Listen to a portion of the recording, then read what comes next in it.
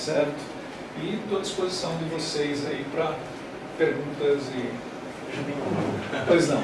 Você citou logo no início que, em geral, quando uma pessoa vai para uma empresa, via de regra, encontra um contador de confiança e esse contador, dentro dos vários tópicos que você passou ali do arcabouço legal, uma parte, pelo menos, o contador já orienta ou dá ali um chute, ou é o que ele está acostumado, enfim. Isso. Ele usa o que é mais comum no mercado. Exatamente. Enfim. Ele fala, o que você vai falar? Ah, uma loja de venda na web. Ah, então tá, então faz esse modelo, ele pega e faz por, como é que se chama? Conhecimito prático. Ele não faz uma análise normalmente. Ctrl-C, Ctrl-V. Isso. Copiar e colar. Daí ele vê um outro cliente que abriu, usou esse modelo, mas por exemplo, uma coisa que é muito distinta, hoje em dia nós temos uma legislação, por exemplo, de ICMS, né, que sofreu esse ano uma mudança. Então, realmente, você vai ter custos para vender fora dos estados muito altos, hoje em dia. Então, é naquela, ou você abre uma filial lá, ou você tem que pensar até em como você vai estruturar a sua logística e até se vale a pena, hoje em dia, vender para fora do estado onde você atua. Se você pegar a área de software e a área de internet, o software ele pode ser produto ou serviço. Então depende se ele é customizado ou não, é ICMS ou é ISS. Se você pegar a internet, que a legislação não é muito clara, deveria ser ISS, normalmente se você usa um site, não sei porque fizemos eu sou contra exemplo seu, tá? Eu investi uns 2 meses antes de abrir de seguir. Parabéns, só Paulo. Isso aí. Não, a gente é o exemplo. Aqui eu acho que justamente são pessoas de pontas, né? Muitos são aqui engenheiros, outros são pessoas mais aculturadas, né? Eu estou falando do mercado em geral. E mesmo a legislação estando fechada, né? ISS, eu tenho lá o 99 Táxi, o meu site, outros, você paga o ISS onde você tem a sede, mas tem prefeituras contestando porque a receita está baixa, eles estão desesperados, estão tentando cobrar a receita ao imposto lá no local. Então, mesmo seguindo a lei, ainda tem não, risco, sem dúvida, exatamente, porque a lei justamente ela tem interpretação, né? Esse é o ponto que eu queria perguntar. Aí, assim, os contadores, né, que atuam nessa área aí, estão bastante acostumados e por isso, como o senhor falou, já tem a sua receitinha, o seu Ctrl-C, onde dar o Ctrl-C. Isso. Agora, dentro dessa parte de dar essa assessoria, dar essa visão, ainda mais num meio jurídico que, de acordo com o meu ponto de vista de quem nunca trabalhou, nunca atuou, nunca estudou o assunto, parece algo muito complicado, cheio de meandros e poréns. Existe em volume profissionais que poderiam atender essa demanda caso todas ou grande parte das novas empresas procurassem? Como é que se fala? Tostines é fresquinho porque vende mais ou vende mais porque é fresquinho? Justo. Parafraseando algo assim. O que eu diria é que eu tenho justamente já conversado com muita gente que está muito bem capacitado para fazer esse tipo de serviço.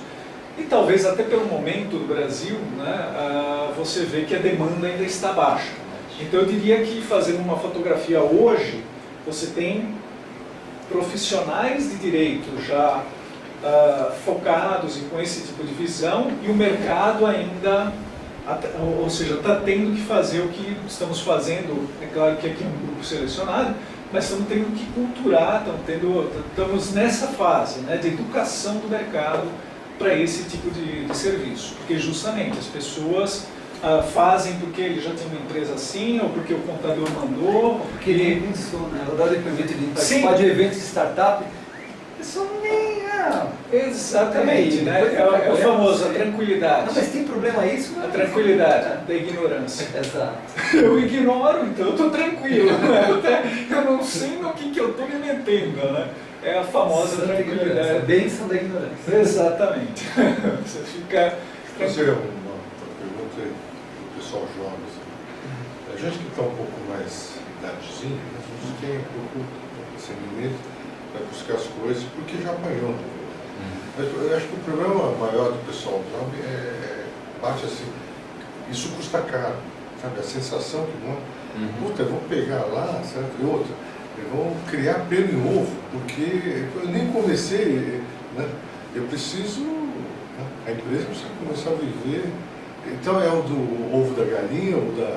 Sim. Como é que hoje a consultoria, a advocacia, de planejamento que você está propondo, essas coisas, que acho que é um modelo mesmo, como é que isso é cobrar, como é que isso é customizar, como é que isso entra no benefício? Na verdade, o que acontece? A gente tem pessoas que estão trabalhando junto com escritórios de contabilidade, oferecendo esses serviços, né? Então, para evitar o Ctrl-C, Ctrl-V, né? Ctrl-C, Ctrl-V, né? Então isso é uma abordagem. Eu tenho um outro escritório que até eu conheço, um escritório grande ali no Itaim e tal, onde ele pegou uma dessas incubadoras, né? Então ele está fazendo, vamos dizer, palestras, então ele está dando esse esclarecimento e fazendo modelos do tipo eu cresço com você, né? Ou seja, virando, você dá uma certa orientação, né? Porque é aquela coisa, talvez no primeiro momento, né, o próprio empreendedor, ele não sabe exatamente para onde vai o seu negócio. Então não tem como você dar um detalhe tão preciso. Então por isso que até onde se conhece tem que se planejar ao máximo. Mas esse planejamento tem que ser o famoso, tem que ser trilha e não trilho, né? Ou seja, você tem que fazer dentro até do próprio plano da empresa, se ela está crescendo, indo para onde você espera ou não. Muitas vezes se abre uma empresa com o desejo de ir para um lugar, mas o mercado leva ela para o outro e você vai para o outro. Você é um empreendedor, você não vai falar assim, eu não me planejei para isso, não vou fazer, não vou ganhar dinheiro com isso. É claro que você vai fazer. Então é um processo dinâmico, não é um processo que você faz uma vez. Então é um processo que você faz na hora com a melhor informação que você tem e depois vai fazendo, acompanhando. Então, justamente, tem escritórios que oferecem um FII mensal para fazer esse tipo de acompanhamento. Então tem alguns modelos de negócio que estão surgindo. Você não consegue cobrar assim, uma consultoria jurídica e tal. Né? É algo que está se formando junto com a empresa. Você acaba sendo meio que sócio do negócio, né? Entre aspas, né? Você aposta. Pergunta: como eu faço para escolher, né, dentre as diferentes opções do mercado, uma boa consultoria, né, de planejamento tributário, dado que se eu vou num... não é só tributário, né? Ou jurídico em geral, né? Você vê que ali eu falei de mão de obra, perfeito. Eu falei de várias coisas. Perfeito, a consultoria jurídica, né? Exatamente, tem vários que... aspectos, contratual, quer dizer, a parte de... Então entra tudo, né? Tem várias áreas do direito que entram, né? Sim. Se eu vou no supermercado e eu vou comprar cervejinha no final de semana, eu sei que tem a Itaipava, tem a original, eu conheço, sei o preço, comparo. E no mercado, né, jurídico... É como todos... Não é mercado jurídico, é todo mercado de serviço. Sim. Como é que você escolhe um médico? Todos falam que são, né? Indicação. Exatamente, é indicação, ou seja, tem várias coisas, né? Então você vai ter que passar por um processo de busca dos profissionais, né? Então, por isso até que justamente esses profissionais acabam fazendo certas ilhas de excelência, né? Que nem tipo, eu até comentei com a Elaine, né? Eu faço parte lá da Comissão de Direito Digital e Compliance da OAB, né? Então, você acaba criando uma referência e criando... daí você vai ver, é uma pessoa, você dá aula, você... ou seja, os critérios que você usa. Se quer um bom médico, ele é professor da Unifesp, né? Então você, eu diria que é a mesma dificuldade de vender qualquer serviço, né? Que você deu o exemplo de produto, né? Produto é tangível, né? Serviço é extremamente intangível. Então é realmente um desafio para o profissional do direito, porque você está vendendo serviço, algo totalmente intangível, né? E daí você tem aí a questão de se estruturar, né? Como eu me estou me estruturando, coisa assim, para criar vamos dizer, referências no mercado, né? Perfeito. Ok? Quando você opta por você fez uma contabilidade, você optou por um caminho, E aí depois você vai fazer uma consultoria e vê que putz, não é esse caminho, é outro. Quão custoso é isso de trocar? Tipo, é pior você adiar essa decisão? Depende, justamente, por isso que depende de uma análise de risco. Ou seja, depende de quanto dinheiro você está pondo. Se você está, eu abro aqui uma empresa com R$1.000 num contador para fazer um serviço que eu não fiz investimento nenhum. Então, é claro que vai te custar pouco. Né? Agora, se realmente você vai começar, não, eu vou precisar contratar gente, eu vou precisar ter uma área, eu vou ter algum tipo de produção, de linha de montagem, né? Se for linha de montagem de software, de pessoas, de atendimento, suporte técnico, daí é naquela, né? E pensa melhor. Né? Então aí é esse tipo de avaliação que você tem que fazer. Né? Não existe uma fórmula pronta. Né? Tá bem? Então, são os meus contatos, se vocês quiserem, fiquem à vontade. Vou fazer uma última pergunta. Opa, não, pode fazer quantas, é que eu perguntei e ninguém se manifestou. Qual a sua visão, né, eu digo, né, mais uma vez, pela minha total desconhecimento, só conhecimento geral, público do que você citou, do que a gente vê no seriado americano, mas qual a sua visão desse estereótipo de que, ok, sendo engenheiro, aquela função vai dar aquele resultado, aquele experimento é fácil de ser reproduzido, enfim, e aí você vai para uma área, para um setor dentro de qual você tem as regras, mas você tem os precedentes, os antecedentes. Sim. A coisa é uma coisa realmente muito cinza. Você já ouviu falar em Ives Gandara Martins? Não? Ele, se bobear, ele é um senhor que fez 80 anos no ano passado. Ele é conhecido como um dos grandes tributaristas do Brasil. Né? E ele, justamente, com 80 anos, ele já está a vida feita e tudo mais. E eu tive a oportunidade de ir numa cerimônia, né, numa apresentação que teve, justamente dos 80 anos dele. Né, daí e era discussão sobre tributário, né, tava o Everardo Maciel, tava esqueci o nome dele, mas o secretário de Finanças do Estado de São Paulo, só gente grande e tal, né? Daí ele mesmo falou, não, minha carreira, eu comecei assim, comecei assado, e não sei o que. Daí ele chegou e falou, não, 15 anos atrás eu fazia um parecer, eu punha minha mão no fogo, né? Aquilo lá era aquilo.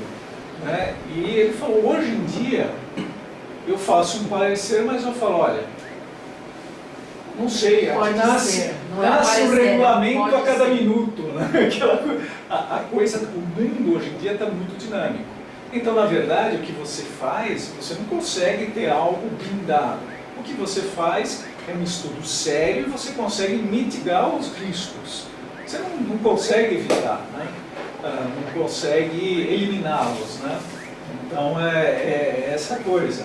É algo realmente, é um trabalho muito grande, né? Mas não é uma ciência exata. E está ficando cada vez mais inexata. Né? Porque, e não só no Brasil, né? Você pega, mesmo fora do Brasil, nos Estados Unidos, a lei deles é muito magrinha, né, as legislações deles, né, mas as regulamentações deles são muito pesadas. Né? Então, a nível de órgãos administrativos e não órgãos, como dizer, estatais, legais, né, eles têm também uma série de obrigações a cumprir, senão eles recebem penalidades, multas e tudo mais. Então, lá também a coisa está bastante encorpada, assim, né, bastante crescida. Em termos dessa proposta que você está trazendo, do jeito que eu estou entendendo, é uma coisa meio que inovadora, não é comum no mercado? No mercado brasileiro não. Não é? É muito pouco. Então, existiria uma possibilidade de expandir o conceito de criar, né, que seria mais uma coisa para facilitar a criação de mercado, você atender grupos de startups, por exemplo? Sim, dá para fazer algo do tipo. Agora, justamente, é sempre uma questão de especialidade e generalidade, né? Como eu falei, o próprio contador. Ele faz meio isso, né? Ele dá Ele te recomenda isso porque tem alguém que parece que faz o que você diz que faz e que foi por esse caminho e está bem, né? Eu já tive um contador uma vez que ele foi muito sincero. Eu falei, não, mas eu vou por aqui, eu vou por ali. Eu ainda era bem mais jovem na época, né? Ele falou, não, estou aqui para fazer o que você quiser. Ele foi muito sincero na época, né? E eu fiquei meio chocado, né? Porque eu via ele meio que como um consultor meu para me orientar, né?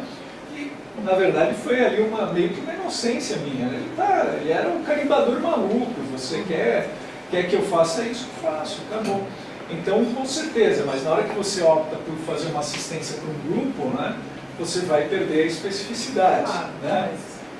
Entende? É uma questão de foco. Você abre o teu foco, mas você pode criar certos modelos. É uma abordagem, sim, interessante e válida. Já é melhor do que contar com um contador que eu contei quando eu tinha 28 anos, há um bom tempo atrás, né?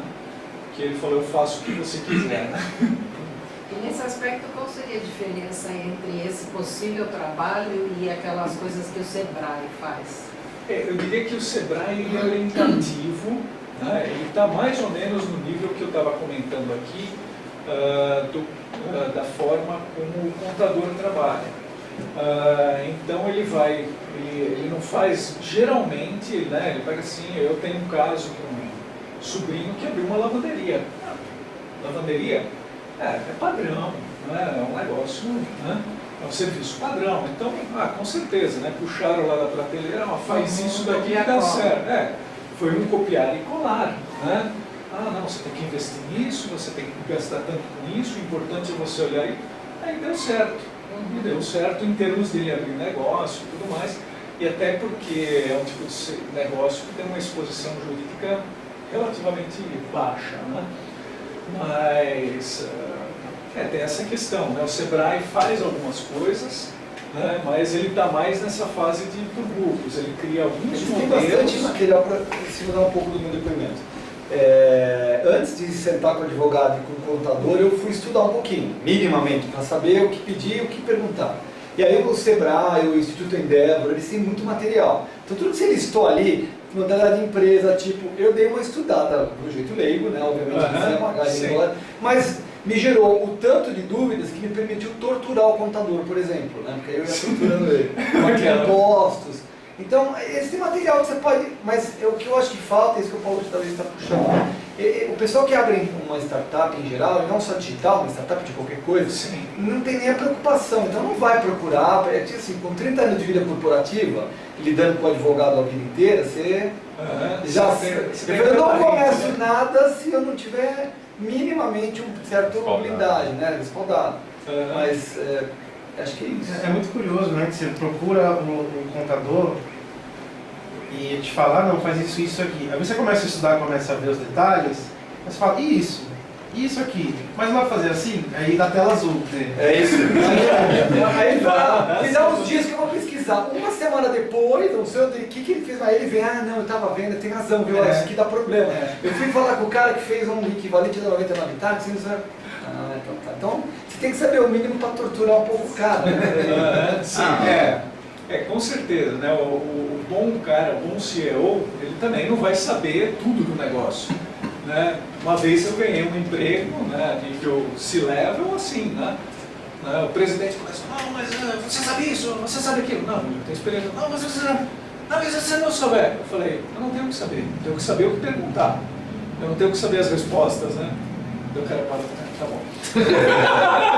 Ele falou, eu não tenho que saber todas as respostas, eu tenho que saber o que perguntar, né? E que é a coisa, né? Realmente o cara do business, ele tem que saber o que perguntar, né? Só que muitas vezes ele não, principalmente numa startup, alguém que não tem 30 anos de experiência corporativa, ele não sabe nem o que perguntar, né? Então ele vai precisar de uma assessoria especializada para pelo menos olhar para o negócio dele e saber quais são as perguntas e preferencialmente dar muitas das respostas, por exemplo, na área legal, né? Não vai dar respostas em outras áreas, mas, por exemplo, se for alguém de direito, já dá algumas respostas mais ou menos certeiras da área legal para ele. Bom, a gente sofria muito lá no começo da empresa, por exemplo, com enquadramento. A gente queria entrar no simples A contabilidade simplesmente falava assim, ah não, na sua área não dá. A gente falava pesquisava, não dá, se for assim, dá, se você... A gente falava, questionava, aí você mandava contabilidade, aí a outra contabilidade também falava que não dava, mas se você está falando, deixa eu dar uma pesquisada. Sempre era uma coisa assim, você tinha que forçar. Quando entrou a lei do estágio, a nova lei do estágio, a contabilidade simplesmente falava assim, ah não, vocês não podem ter 5 estagiários aí, porque tem que ter um estagiário para cada 5 funcionários normal. Estranho isso, a gente foi lá, olhou, quando a gente olhou, falou assim, não, isso é verdade se o estagiário for do ensino médio. Se for estagiário de ensino superior, você pode ter quantos você quiser.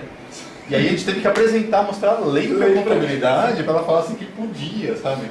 Não, exatamente. Nossa, eu fazia sempre do mesmo jeito. Porque na maior parte das vezes a contabilidade está fazendo um gato da parte jurídica. Exato. Ou seja, ele justamente ele está lá para pegar para fazer o que o meu contador teve a honestidade de falar, eu faço aquilo que você mandar eu fazer. Né? Exatamente. Só que às vezes você começa a perguntar, ele se empolga.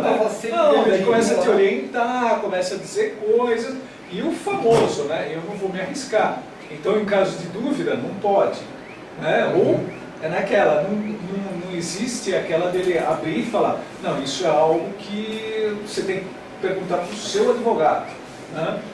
Ou para um advogado, você tem que ver essa questão, é uma questão legal, não é uma questão... E o contador acabou pegando esse filão também porque a empresa é obrigada a ter um contador, né?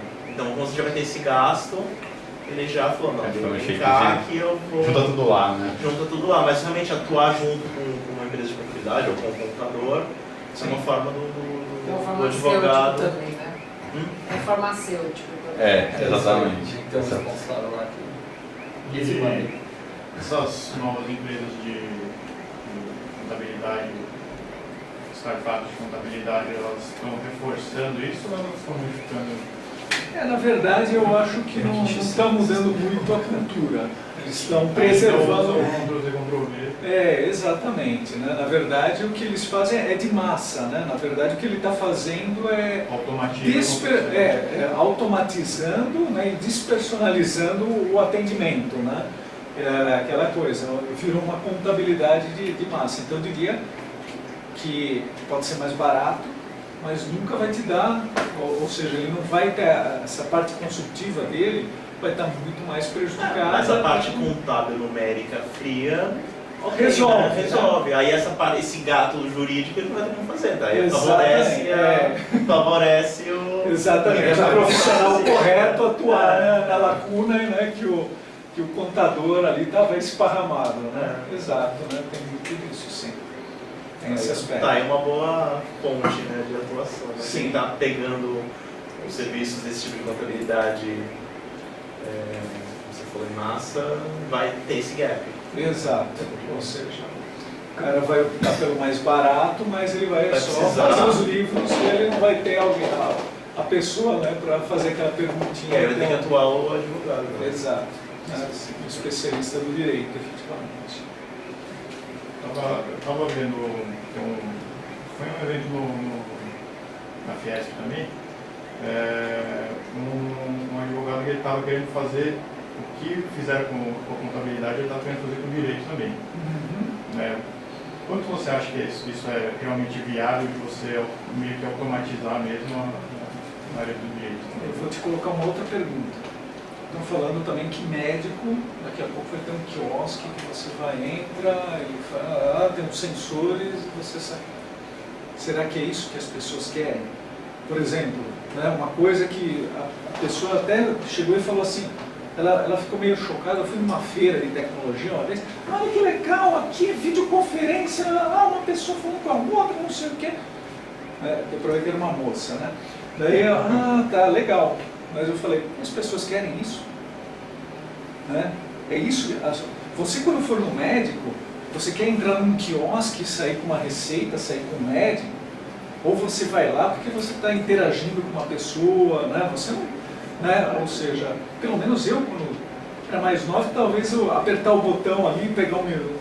Hoje em dia não, eu quero me relacionar com o médico, eu quero que o cara entenda o que eu estou passando, os sintomas e o que eu estou sentindo, né?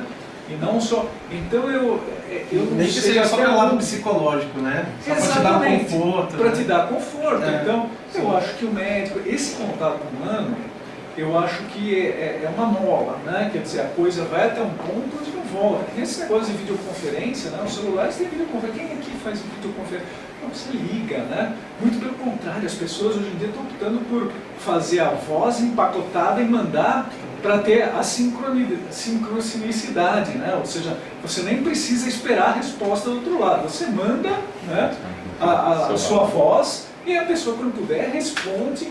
Quer dizer, aquela obrigação de você ter a voz e ter a imagem, né? Ou seja, tem que ver se as pessoas querem isso. Tem um aspecto importantíssimo aí, né, Paulo, que o mais difícil no direito não é conhecer a lei, é saber interpretar, né? Sim, é saber colocar a lei no caso concreto, né? Fazer essa harmonização das coisas, né? Trabalho de engenheiro. Trabalho- É mesmo? Sim, exato. Né? Ok. Bom, obrigado, Paulo. Eu que agradeço aqui a oportunidade. E você vai continuar aí, ou seja, se tiver qualquer outra pergunta, se ocorrer Ah, qualquer sim, outra claro. pergunta, Com certeza, estou à disposição. Obrigado. Certo? Muito obrigado.